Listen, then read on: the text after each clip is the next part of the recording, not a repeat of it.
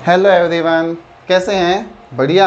और सब अपना काम बहुत बढ़िया से कर रहे हैं, ठीक है ना। और बढ़िया से काम करेंगे ना तो जो हमारा रिज़ल्ट है वो भी बहुत अच्छा आएगा, ठीक है। तो हम बात करते हैं, जो अभी टॉपिक चल रहा था उसका एक रिकैप कर लेते हैं जितना हमने करवा दिया था। भाई हमने जो टॉपिक करवा रहे थे उस टॉपिक का नाम था chemical property of organic compounds. तो ऑर्गेनिक कंपाउंड्स की केमिकल प्रॉपर्टीज़ के बारे में बात कर रहे थे। और केमिकल प्रॉपर्टीज़ की बात करें तो उसमें मैंने आपको केमिकल रिएक्शंस बताई थी। जो पहली केमिकल रिएक्शंस बताई थी उसका क्या नाम था? Combustion reaction. कंबशन रिएक्शन का मतलब burning of hydrocarbons in the presence of oxygen gas, that is combustion reaction. आपको याद होगा, जैसे मीथेन ऑक्सीजन गैस के प्रेजेंस में बर्न किया तो क्या बना? CO2 gas, water vapours plus energy liberate हुई। इस तरीके से मैंने आपको बताया था। इसके बाद मैं बात करता हूँ कि नेक्स्ट क्या बताया, वो था सब्स्टिट्यूशन रिएक्शन। सब्स्टिट्यूशन में क्या होगा? एक एटम किसी दूसरे एलिमेंट को या किसी दूसरे एटम को रिप्लेस कर दे, उसे कहते हैं सब्स्टिट्यूशन रिएक्शन, ठीक है। इसमें मैंने आपको मीथेन का केस बताया था। इसके बाद हम बात करते हैं आगे क्या आएगा। आगे जो रिएक्शंस हैं वो है बेटा, एक तो एडिशन रिएक्शन और एक है that is known as oxidation reaction. ये दो रिएक्शंस जो हैं वो सेकंड हाफ में हमें बहुत अच्छे से समझ में आ जानी चाहिए, ठीक है। और वो मैं आशा करता हूँ सबको आ भी जाएगी, ठीक है। तो देखो भाई, एडिशन रिएक्शन। एडिशन रिएक्शंस की बात करें, the addition reaction is a class of chemical reaction. क्या है? केमिकल रिएक्शन की क्लास है। उसमें क्या होता है कि एटम और ग्रुप ऑफ एटम, एक एटम या group of atom is added to a molecule, एक मॉलिक्यूल के साथ ऐड हो जाए और क्या होगा? टू फॉर्म, बना दे क्या? एक single bigger molecule, that is known as addition reaction. समझ में नहीं आया होगा? एक बार दोबारा देखो कि एडिशन रिएक्शन क्या होता है। एक ऐसी रिएक्शन जिसमें स्मॉलर एटम्स या ग्रुप ऑफ एटम्स आपस में किसी दूसरे मॉलिक्यूल के साथ ऐड हो जाएं और ऐड होने के बाद सिंगल बिगर मॉलिक्यूल्स बना दे, that is known as addition reactions. बात समझ में आ गई होगी, ठीक है। अब बात करते हैं, कुछ एग्जांपल समझते हैं एडिशन रिएक्शन के। एग्जांपल्स समझते हैं। तो पहला ही एग्जांपल आ रहा है, addition of hydrogen gas to the unsaturated hydrocarbons, ठीक है।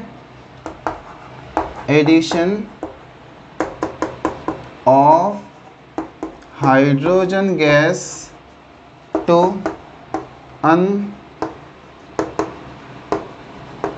अनसैचुरेटेड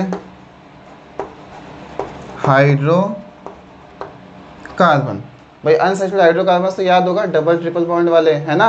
अनसैचुरेटेड हाइड्रोकार्बन जो होते हैं उन्हें यहाँ पे हम वेजिटेबल, ठीक है, वेजिटेबल क्या कह सकते हैं हम? उसको ऑयल भी कह सकते हैं, वेजिटेबल ऑयल भी कह सकते हैं। बिल्कुल बात समझ में आ गई, वेजिटेबल ऑयल भी कह सकते हैं। क्या कह सकते हैं? वेजिटेबल ऑयल भी कह सकते हैं। अनसैचुरेटेड हाइड्रोकार्बन्स, अनसैचुरेटेड हाइड्रोकार्बन्स क्या होंगे? या तो होगा एल्कीन या होगा एल्काइन। एक या तो होगा एल्कीन या होगा एल्काइंस। इसके साथ हाइड्रोजन गैस की एडिशन करवानी, एडिशन करवाते हैं तो ये रिएक्शन जो होती है वो स्लो होती है। हम क्या करते हैं? रिएक्शन को फास्ट कर देते हैं। किसकी प्रेजेंस में? Certain catalyst. कैटलिस्ट क्या होते हैं? ऐसे केमिकल कंपाउंड्स या ऐसे एलिमेंट्स या कोई भी सब्सटेंस जो रेट ऑफ रिएक्शन को फास्ट कर दे, that is known as catalyst. जैसे इस रिएक्शन में हम यूज करेंगे निकल, प्लेटिनम या प्लेडिनम, इनमें से कोई मेटल यूज कर सकते हैं एज ए कैटलिस्ट, ताकि रेट ऑफ रिएक्शन क्या हो जाए? फास्ट हो जाए, that is known as catalyst. समझ में आया? ये तो हमें इसका बेसिक फ्रेमवर्क समझ में आया। अब हम इसकी केमिकल रिएक्शंस की तरफ चलते हैं। अब केमिकल रिएक्शंस क्या होगी वो देखते हैं। भाई केमिकल रिएक्शंस में क्या होगा? वेजिटेबल जो ऑयल है उसके साथ H2 गैस ऐड हो जाएगी। क्या ऐड हो जाएगी? H2 गैस ऐड हो जाएगी। तो भाई मैं मान लेता हूँ अनसैचुरेटेड हाइड्रोकार्बन्स मेरे पास है CH2 डबल बॉन्ड CH2, इसे वेजिटेबल ऑयल कह सकते हैं, ठीक है भाई। इसे कह सकते हैं वेजिटेबल ऑयल। इसका क्या नाम होगा? इथीन नाम होगा भाई। ये बात हमें याद है, पता है। और इसके साथ क्या ऐड कर देंगे?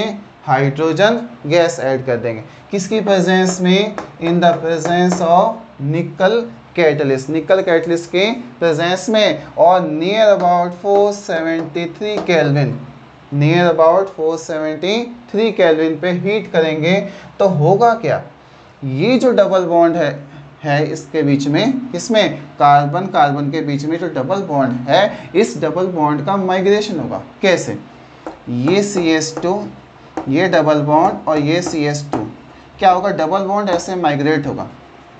माइग्रेशन होगा तो जहाँ से माइग्रेशन होगा वहाँ तो नेगेटिव चार्ज आएगा और जहाँ माइग्रेट होगा वहाँ प्लस का चार्ज आ जाएगा। ठीक है, तो ये H2 जो मॉलिक्यूल है ये दोनों जगह पे, एक यहाँ और एक यहाँ, ऐड अप हो जाएंगे। जैसे ऐड अप हुए तो कंपाउंड बना CH3 और बॉन्ड्स डबल से कैसा हो गया, सिंगल, और CH3। इसे कहेंगे हम इथेन। और इथेन क्या है, सैचुरेटेड हाइड्रोकार्बन है। ये कैसा बन गया, सैचुरेटेड हाइड्रोकार्बन्स। ठीक है, सैचुरेटेड हाइड्रोकार्बन, और इसे कह सकते हैं वेजिटेबल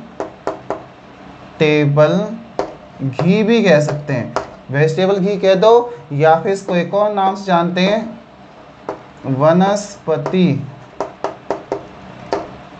घी, वनस्पति घी भी कह सकते हैं। बात समझ में आ गई होगी भाई। अनसैचुरेटेड हाइड्रोकार्बन के साथ हाइड्रोजन की एडिशन करवाना in the presence of nickel catalyst at 473 kelvin temperature.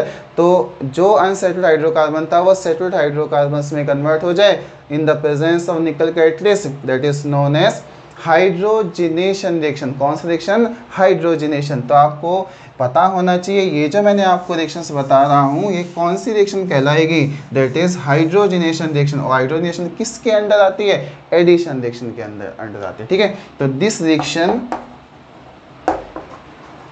Reaction is known as hydrogenation reaction. भाई कौन सी रिएक्शन समझ में आई, हाइड्रोजिनेशन रिएक्शन, मतलब addition of hydrogen gas to the unsaturated hydrocarbons to form saturated hydrocarbon या vegetable घी या वनस्पति घी, that is known as hydrogenation reaction. Hydro का मतलब एडिशन ऑफ हाइड्रोजन गैस।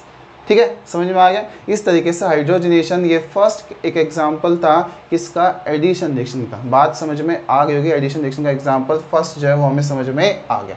अब एक और एग्जांपल समझते हैं इसी केस का, एडिशन रिएक्शन का, वो अब समझते हैं। ठीक है, तो बात आपको समझ में आ गई होगी कैसे रिएक्शंस हो रही है। इसके बाद है बात सेकेंड केमिकल रिएक्शंस की, और जो सेकेंड केमिकल रिएक्शन है, सेकेंड एग्जांपल्स हैं वो देखिए आप एक बार। भाई दूसरा एग्जांपल है addition of water to the unsaturated hydrocarbon. Addition of water, addition of water to unsaturated hydrocarbon। Addition of water to the unsaturated hydrocarbons, ये हमें पढ़ना है। तो देखो भाई अनसैचुरेटेड हाइड्रोकार्बन्स क्या था, CH2 डबल बॉन्ड CH2। ठीक है, CH2 डबल बॉन्ड CH2, इसके साथ हम ऐड करेंगे वाटर। ठीक है, इसमें क्या ऐड करेंगे, वाटर, और इन the presence of H2SO4 sulphuric acid की प्रेजेंस में, स्लाइटली एसिडिक कंडीशंस में होगा क्या कि ये कंपाउंड कन्वर्ट हो जाएगा CH3 CH2OH। इसका मतलब इथीन जो था ये वाटर के प्रेजेंस में इथेनॉल में कन्वर्ट हो गया, that is known as addition of water to the unsaturated hydrocarbon. This reaction is known as hydration, hydrogenation नहीं, hydration. This reaction is known as hydration reaction. इसे हाइड्रेशन रिएक्शन कहेंगे। क्या कहेंगे, hydration reaction कहेंगे। बात समझ में आ गई, हाइड्रेशन रिएक्शंस क्या होती है। कई बुक्स में हो सकता है कि इथीन के साथ वाटर ऐड करते हैं तो किसमें, फॉस्फोरिक एसिड में, और 573 केल्विन टेम्परेचर पे ये रिएक्शंस करवाई जा सकती है और सेम इथेनॉल प्रोड्यूस होता है, that is known as hydration reaction. तो वो भी एग्जांपल हम समझ सकते हैं। ठीक है, समझ में आ गया। इस तरीके से मैंने addition of water to the unsaturated hydrocarbons आज आपको करवा दिया। ठीक है, समझ में आ गया।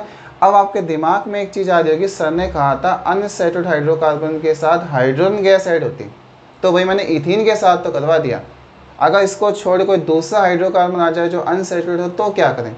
मान लो ट्रिपल बॉन्ड आ गया तो कैसे केस समझेंगे इसको। ठीक है, तो मैं उसका केस और बता देता हूँ और फिर ये सेक्शन जो है हमारा कंप्लीट हो जाएगा। ठीक है, देखिए कैसे मैंने बताया था कि addition of hydrogen gas to the unsaturated hydrocarbon that is hydrogenation reaction. ठीक है, ये बताया था मैंने CH2 double bond CH2 plus H2 gas क्या हो जाएगा CH3 सिंगल बॉन्ड CH3। इसे वेजिटेबल ऑयल से वनस्पति की फॉर्मेशन कह सकते हैं, निकल कैटलिस्ट एट 573 केल्विन। ठीक है, 573 केल्विन के आसपास हो सकता है, सॉरी ये 473 केल्विन। ठीक है, समझ में आ गया। इस तरीके से जो ये इथीन था हाइड्रोजन गैस की प्रेजेंस में निकल कैटलिस्ट में 473 केल्विन में CH3 में कन्वर्ट हो गया, दैट इज सैचुरेटेड हाइड्रोकार्बन्स में कन्वर्ट हो गया। ये बात तो मैंने आपको बताई। अगर ये कंपाउंड ऐसे हो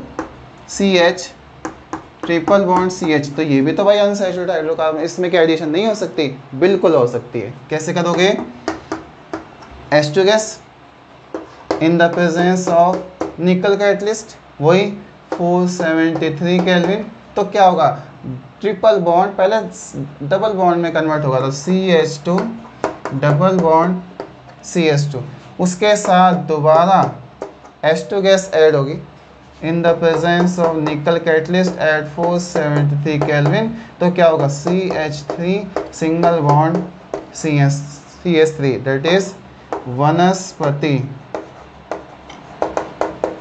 घी फॉर्मेशन हो सकता है। बात समझ में आएगी, वनस्पति की फॉर्मेशन कैसे होगा।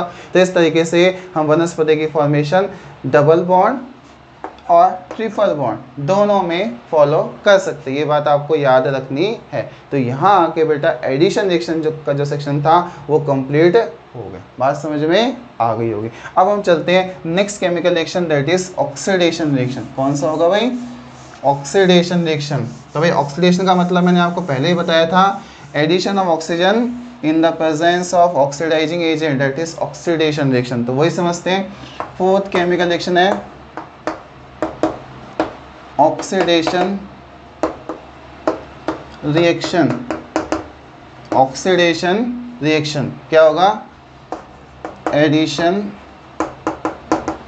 Of oxygen to a molecule in the presence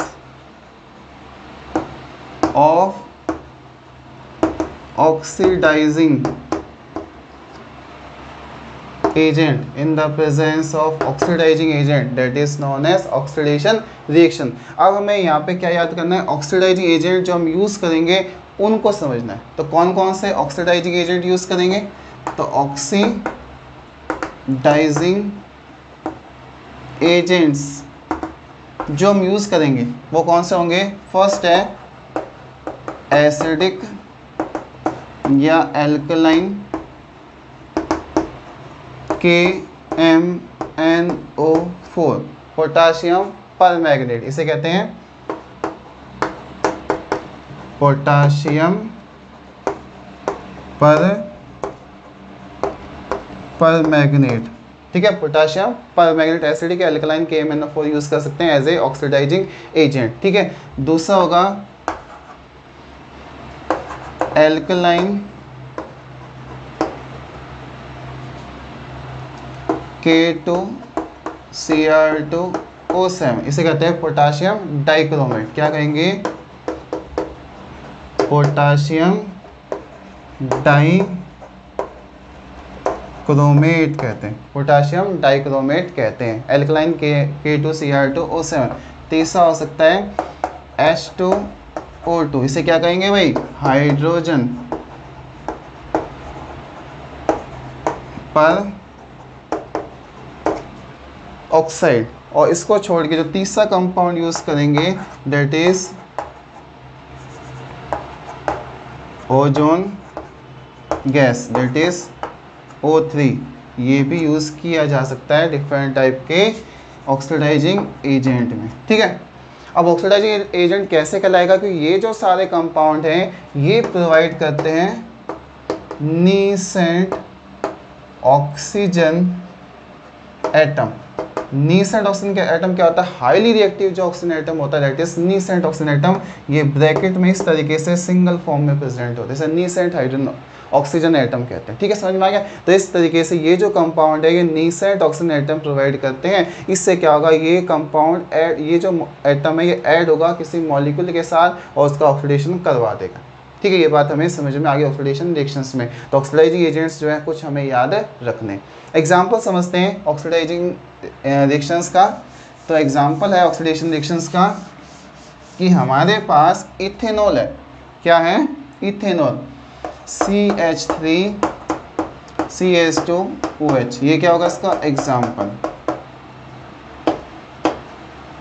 ये क्या होगा एग्जाम्पल, इसका क्या नाम होगा, इथेनॉल नाम होगा, ठीक है। इथेनॉल के साथ दो एटम्स नीसेंट ऑक्सीजन के कौन देगा, मान लो एल्कलाइन KMNO4, इनमें से कोई भी आ सकता है। मैंने एल्कलाइन KMNO4 ले लिया तो नीसेंट ऑक्सीजन प्रोवाइड करेगा। अब नीसेंट ऑक्सीजन क्या होगा, इस कंपाउंड इथेनॉल को इथेनोइक एसिड में कन्वर्ट कर देगा, किस में कन्वर्ट कर देगा, इथेनोइक एसिड में, CH3COOH that is ethanoic acid में कन्वर्ट कर दिया, और प्लस इसमें क्या बाहर निकल गया, वाटर बाहर निकल गया। तो इथेनॉल के साथ दो एटम्स नीसेंट ऑक्सीजन के ऐड होंगे तो इथेनोइक एसिड प्लस वाटर बन जाएगा। तो इसमें क्या हो गया, एडिशन ऑफ ऑक्सीजन गैस हो गया, यहाँ पे ऑक्सीजन गैस देखो बेटा ऐड हो गई, और ऐड होने से क्या हो गया, ऑक्सीडेशन रिएक्शन हो गई। इस तरीके से हम समझ सकते हैं कि ऑक्सीडेशन रिएक्शन जो होती है उसमें ऑक्सीडाइजिंग एजेंट की प्रेजेंस में ऑक्सीडेशन रिएक्शन करवाया जा सकता है। तो इस तरीके से हमें आज दोनों रिएक्शन समझ में आ गई।